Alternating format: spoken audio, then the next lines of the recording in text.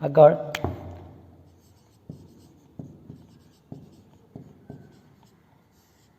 સ્વાધ્યાયના 13મું example. તો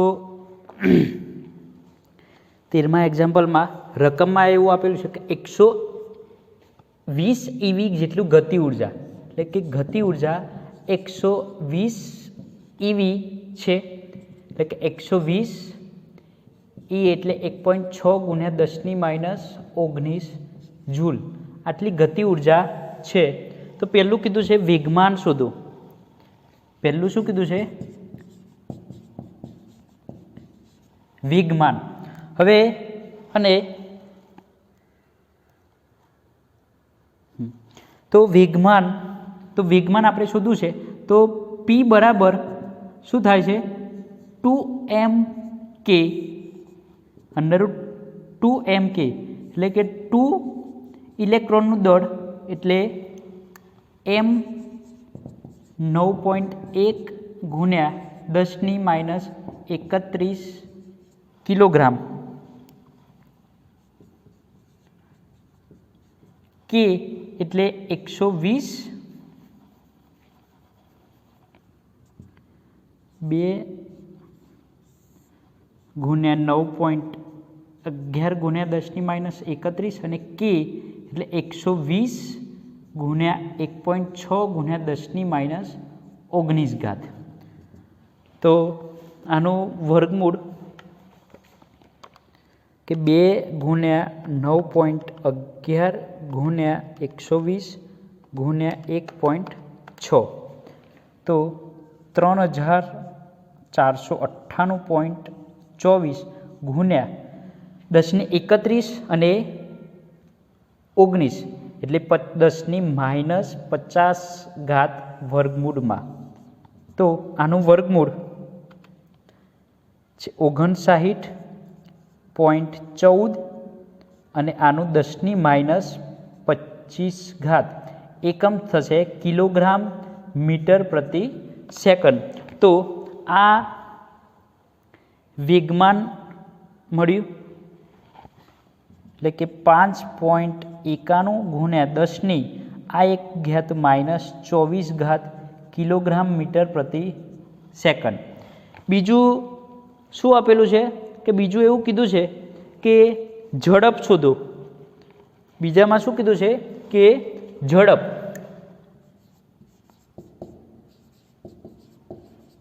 તો P બરાબર mv,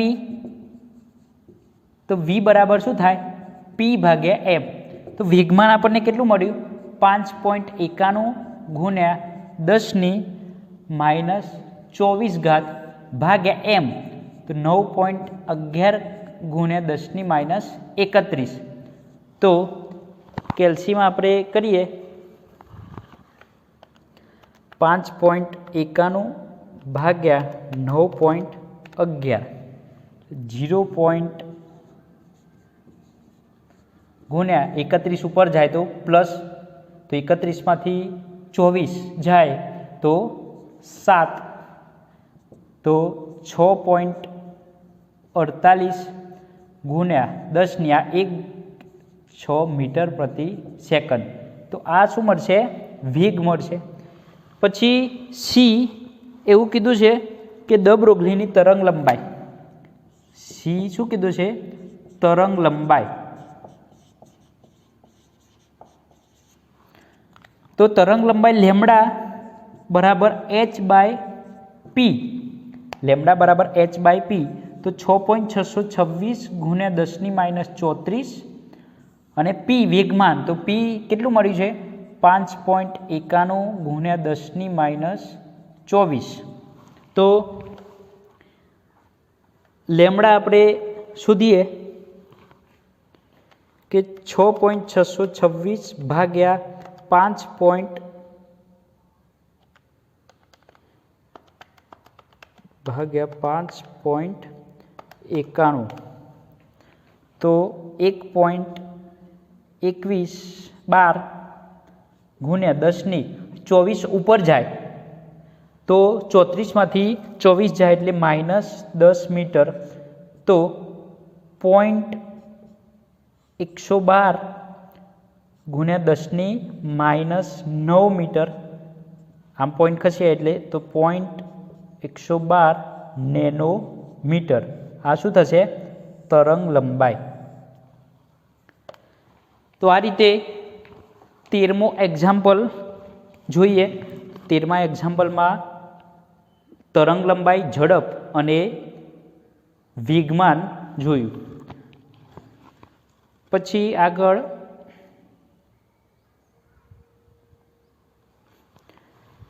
14મો એક્ઝામ્પલ.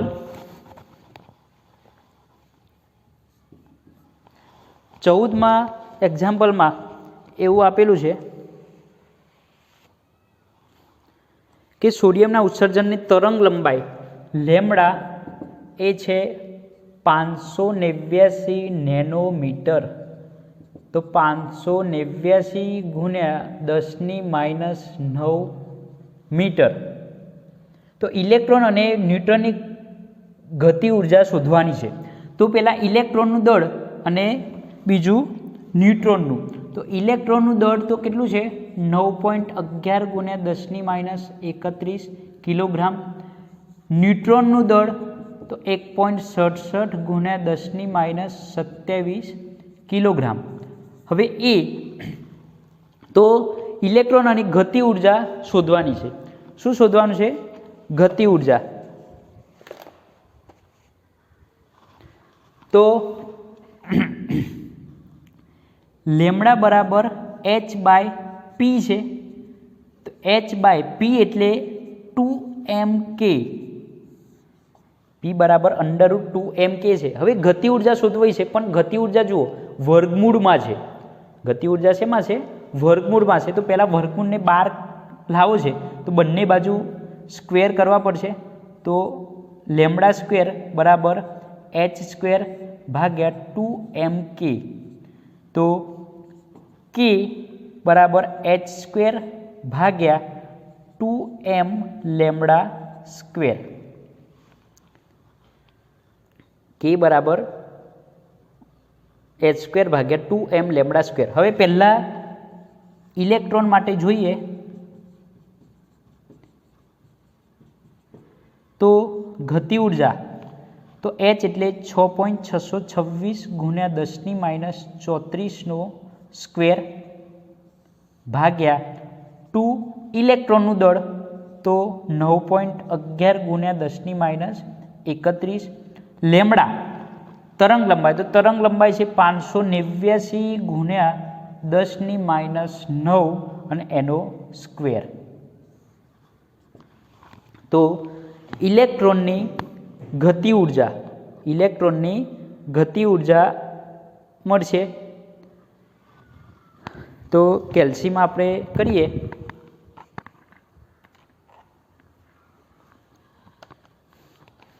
,626 ગુણ્યા 6.626 ભાગ્યા 2 ભાગ્યા 9.11 ભાગ્યા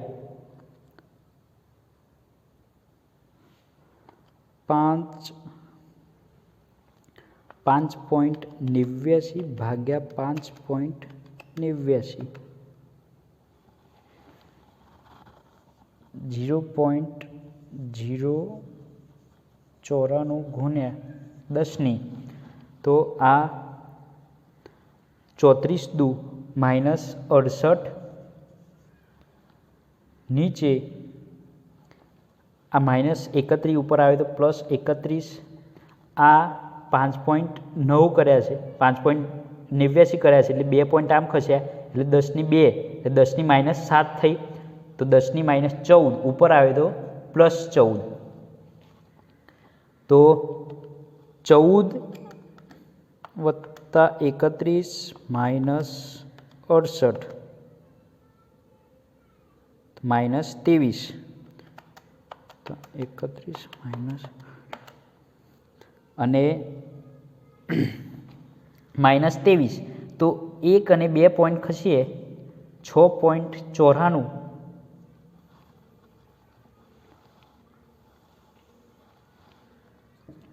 6.94 -23 છે તો આ ડાયરેક્ટ લખી દઈએ તો -23 તો આમ ખસીએ 2 પોઈન્ટ તો હજુ તો 10⁻25 જૂલ આ ગતિ ઉર્જા થઈ।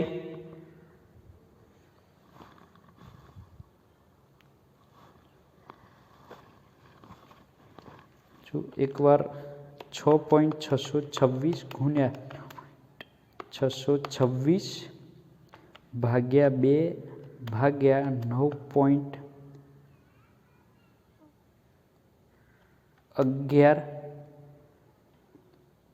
ભાગ્યા 589 ભાગ્યા 589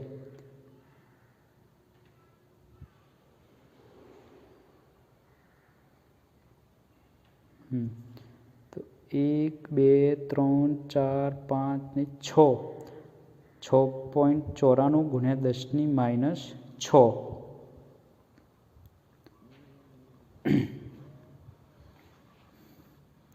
10⁻6 આ -68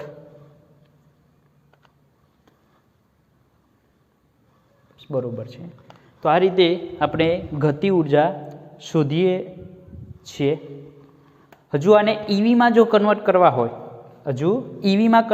હોય તો શું થાય 6.94 ગુણ્યા 10⁻25 છે ભાગ્યા 1.6 ગુણ્યા 10⁻19 કરો તો ઈવીમાં થશે। આ જવાબ પણ સાચો છે, જૂલમાં છે। 6.94 ભાગ્યા 1.6 તો 4.3 ગુણ્યા 10ની ઉપર આવે તો 25માંથી 19 જાય એટલે -6 ઈવી। આ જૂલમાં થયું ને આ ઈવીમાં થયું। બીજો બી, તો બી જોઈએ તો આ શું કીધું છે કે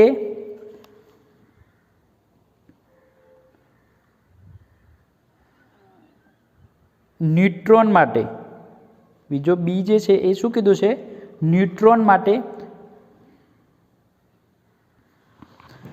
તો ખાલી શું ફરક પડશે કે અહીં જે છે એમ એ ન્યુટ્રોનનું દળ આવશે તો કે બરાબર 6.626 ગુણ્યા 10⁻34 સ્ક્વેર ભાગ્યા 2 ગુણ્યા 1.67 ગુણ્યા 10⁻27 અને આ 589 ગુણ્યા 10⁻9 સ્ક્વેર આ જેમ છે એમ જ આવશે। તો 6.626 ગુણ્યા 6.626 ભાગ્યા 2 ભાગ્યા 1.67 ભાગ્યા 589 ભાગ્યા 589 0.00 ડાયરેક્ટ કરવું છે 3.78 ગુણ્યા 10⁻1 2 3 4 ને 5 -5 ગુણ્યા આ -18 27 ને 18 -45 ઉપર આવે તો +45 તો 34 દુ 68 માંથી 45 જાય -23 3.78 ગુણ્યા 10⁻28 જૂલ। હજુ આને આપણે ઈવીમાં કન્વર્ટ કરવા છે તો ભાગ્યા 1.6 ગુણ્યા 10⁻19 તો 3.78 ભાગ્યા 1.6 તો 2.36 ગુણ્યા 10⁻19 ઉપર આવે તો 28 માંથી 19 જાય તો -9 ઈવી। તો આ ઇલેક્ટ્રોનની ગતિ ઉર્જા થઈ। આ શું થશે ઇલેક્ટ્રોનની ગતિ ઉર્જા। તો આ રીતે બંનેની ઇલેક્ટ્રોન અને ન્યુટ્રોન બંનેની આપણે ગતિ ઉર્જા શોધી શકીએ છીએ।